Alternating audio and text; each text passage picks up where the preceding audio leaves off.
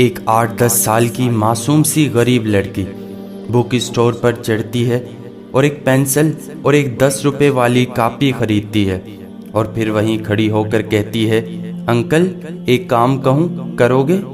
جی بیٹا بولو کیا کام ہے؟ انکل وہ کلر پینسل کا پیکٹ کتنے کا ہے؟ مجھے چاہیے، ڈرائنگ ٹیچر بہت مارتی ہیں مگر میرے پاس اتنے پیسے نہیں ہیں، نہ ہی امی ابو کے پاس ہیں، میں آہستہ آہستہ کر کے پیسے واپس دے دوں گی۔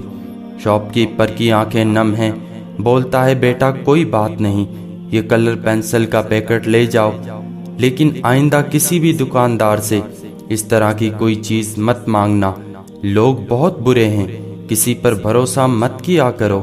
جی انکل بہت بہت شکریہ، میں آپ کے پیسے جلد دے دوں گی۔ اور وہ بچی چلی جاتی ہے۔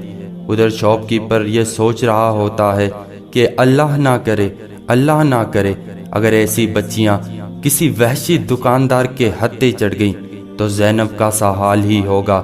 ٹیچر سے گزارش ہے، خدارا اگر بچے کوئی پینسل، کاپی، کلر پینسل وغیرہ نہیں لا پاتے تو جاننے کی کوشش کیجئے کہ کہیں اس کی غربت اس کے آڑے تو نہیں آ رہی، اور ہو سکے تو ایسے معصوم بچوں کی تعلیم کے اخراجات آپ ٹیچر حضرات مل کر اٹھا لیا کریں۔